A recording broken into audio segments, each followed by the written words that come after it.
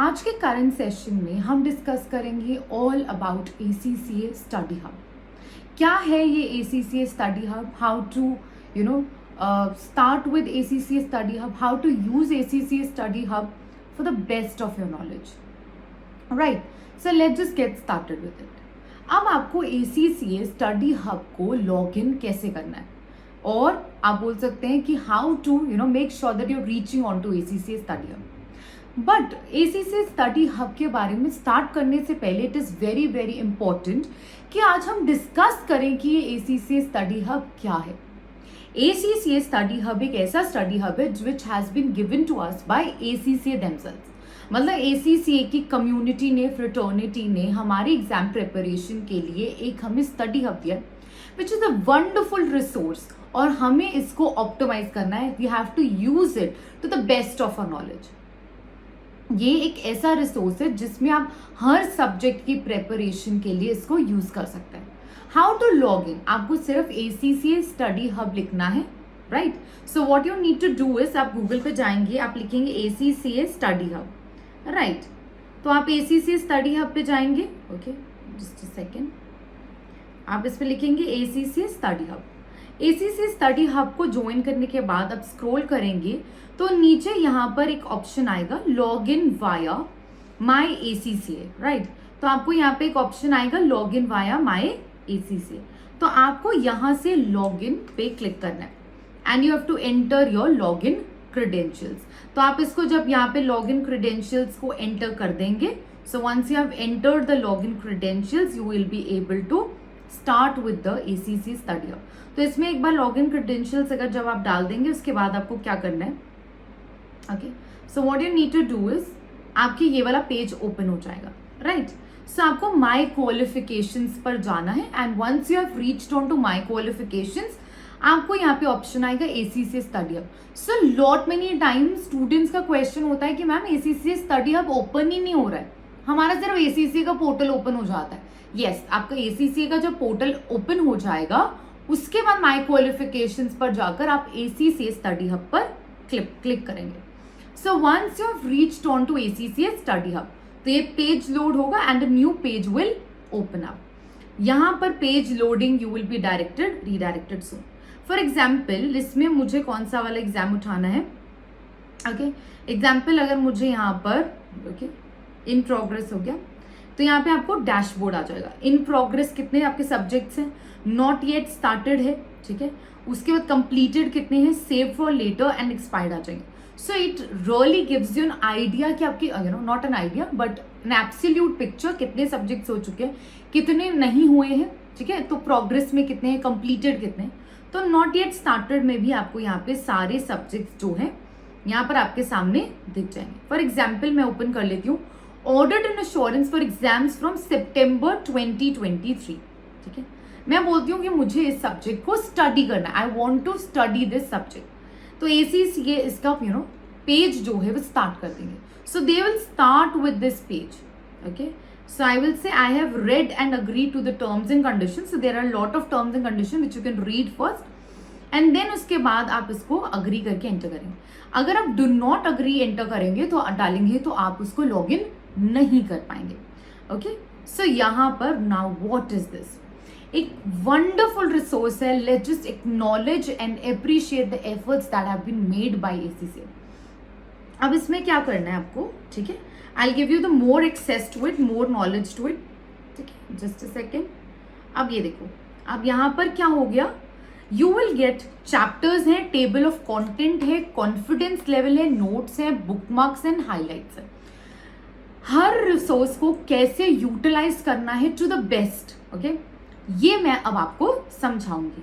अब जितने भी चैप्टर्स हैं, chapter number 1 audit and other assurance engagement, external audit, corporate governance, आप हर चैप्टर का नेम यहाँ पर देख सकते हैं।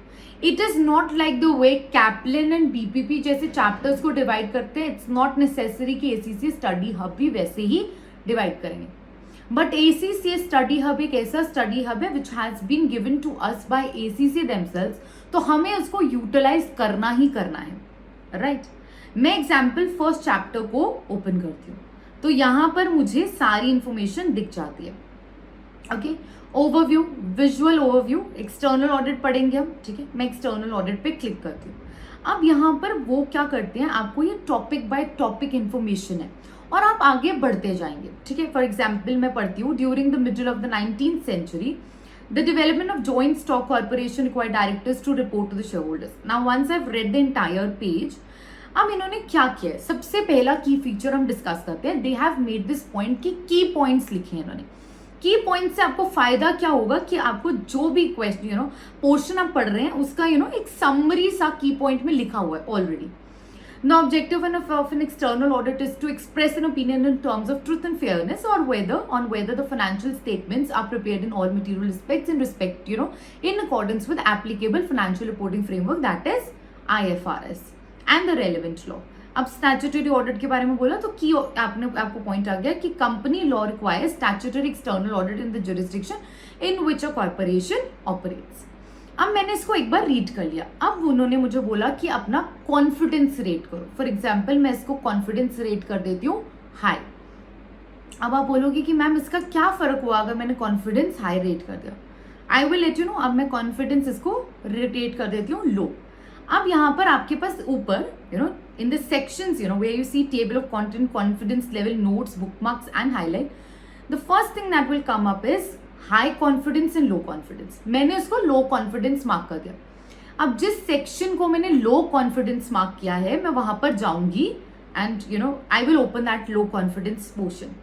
अब मेरे पास एक ऑप्शन है कि मैं कुछ टॉपिक्स हमें बहुत अच्छे से समझ नहीं आते तो उनको हम लो कॉन्फिडेंस मार्क कर देंगे। And when we are revising तो मुझे सब कुछ रीड करने की दोबारा जरूरत नहीं। I just go to the confidence level and I choose the one जिसमें मेरा कॉन्फिडेंस बहुत कम है। So we can divide it. Okay, table of content में फॉर एग्जाम्पल मैं एक्सटर्नल ऑडिट पे जा रही हूँ, मिशन, विजन एंड वैल्यूज में इसको मैं मीडियम रेट कर देती हूँ। अब मेरे पास कॉन्फिडेंस लेवल 3 के हिसाब से। तो जब मैं रिविजन करने बैठूंगी सबसे पहले I will focus on my low confidence areas, then I will focus on my high medium confidence areas and then high confidence. So इस तरीके से आप इसको यूज करेंगे।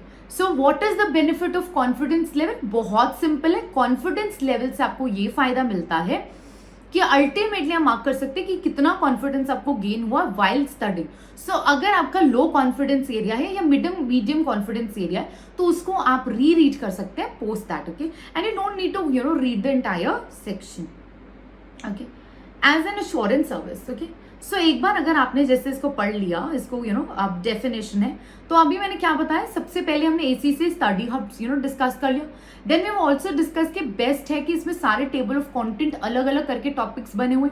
तीसरी बात है इसमें की पॉइंट्स गिवन होते हैं एंड डेफिनेशंस, ठीक है। आप इसको हर चीज को रीड कर सकते हैं। अगर मुझे कॉन्फिडेंस हाई आ गया अभी भी मुझे कॉन्फिडेंस जो एग्जाम एडवाइस भी उन्होंने आपको दी हुई है, स्टीवर्डशिप, एक्टिविटी 1, एक्टिविटी 2, ऐसा करके मैंने हाई कर दिया, कंटिन्यू, हाई करके कंटिन्यू, हाई करके continue. Once I have done that, okay, अब यहाँ पर हमारे पास और भी फीचर्स हैं जो मैं डिस्कस करती हूँ, ठीक है। अब मैंने हाई करके कंटिन्यू कर दिया, right, I have done this, ठीक है। एक बार मैं सब कुछ एंटर कर दूँ, हाई करके कंटिन्यू करूँ, ठीक है। सो अब आपके पास समरी एंड क्विज आएगा। अब आपके पास हर चैप्टर के साथ साथ आपको क्विज आएगा। सो जैसे मैंने क्विज ओपन किया तो वो बोलेंगे स्टार्ट क्विज। हर चैप्टर के बाद आपको एक क्विज मिलेगा जिसमें 5 क्वेश्चंस होंगे। Once I start the quiz मैं इसको बी मार्क कर देती हूँ। I am just not reading it, B करके मैं एंटर करके कर देती हूँ। अब once I have done that वो मुझे बोलेंगे आपका result 20%, whatever my result is, right. तो अब आंसर क्या है, कौन सा आंसर गलत है, and we can review that as well. So यहाँ पर क्या हो गया, ये रिव्यू करेंगे हम, ठीक है। तो करेक्ट आंसर डी था, why this was a correct answer, वो सब बता रहे हैं। सो हमने क्या समझा अभी तक, कॉन्फिडेंस लेवल मार्क करना एक चीज है। द सेकेंड थिंग इज कि आप इसमें हर सेक्शन को पढ़ सकते हैं। After each chapter you will also get a quiz जिसमें 5 क्वेश्चन आएंगे। एंड द बेस्ट पार्ट, मैं आपको और एक इसमें बहुत अच्छी चीज बताती हूँ, राइट। सो आप इसमें क्या कर सकते हैं, so once you have done this quiz, okay, तो आप इसमें हर क्वेश्चन को रिव्यू कर सकते हैं। And once you have reviewed it, quizzes आ जाएंगी, आप उसको रीसेट भी कर सकते हैं। सो अगर आपको दोबारा क्विज देनी है तो आप इसको रीसेट ऑल क्विजेस करके आप अपने आप को दोबारा भी इसमें क्विज दे सकते हैं। नाउ चैप्टर 1 की क्विज में मुझे कंप्लीट हो गया, तो आपको स्टेटस भी बताते हैं कि चैप्टर 1 का क्विज हो गया एंड 20% आपका इसमें मार्क्स आए थे। और इसमें उसने क्या बोला आपको कि average incorrect answer time, average answer time मैंने 1 सेकेंड लिया। सो मैंने जैसे बी करके क्लिक करके मैंने उसको वो ये भी बताएगा कि आपने कितना टाइम लिया। अगर आपने ज्यादा टाइम लिया या कम टाइम लिया वो भी आपको पूरी इसके ऊपर नॉलेज जो है वो मिल जाती है। सो अगर आपको सेपरेटली ओपन करनी है क्विजेस, जैसे ये तो चैप्टर्स हैं तो ये क्विजेस में ओपन हो जाएगा और इसमें मैं जैसे मर्जी रीसेट क्विजेस कर सकती हूँ। So I have reset the quiz, ठीक है। अब मैं फिर चैप्टर्स पे जाऊंगी और मैं फर्स्ट चैप्टर को कंटिन्यू करती हूँ, ठीक है। और मैंने इसमें हाई हाई करके मार्क कर दिया। चलो सेकेंड चैप्टर पे चलते हैं। Let's just start with standard setting board. मैं इस पे कॉन्फिडेंस लो मार्क कर देती हूँ। अब यहाँ पे भी मैं इसको लो मार्क कर देती हूँ, ठीक है। So I can read it. Confidence level एक बार मैं देखूंगी तो मैं देखूंगी मैंने हाई कॉन्फिडेंस 11 सेक्शंस पे मार्क किया, मीडियम 1 पे, लो कॉन्फिडेंस 3 पे है। तो जब मैं पढ़ रही होंगी तो मैं सबसे पहले I will be emphasising on the low confidence areas. अच्छा, अब यहाँ पे डेवलपमेंट हो गया, ठीक है। सो डेवलपमेंट में मुझे यहाँ पे लिखना है, ठीक है। और उसके बाद अब मुझे क्या है, यहाँ पे हमारे पास और ऑप्शंस भी गिवन है। कहाँ पर हमारे पास ऑप्शंस गिवन है, ये वाले ऑप्शंस। अब हम इसको एक्सप्लोर करने लगे और इसको हम डिस्कस करेंगे। All these options we are going to talk about, ठीक है। तो आप इसको यहाँ पर देखेंगे, ठीक है। तो यहाँ पर हम इसको देखते हैं। Let's just get started.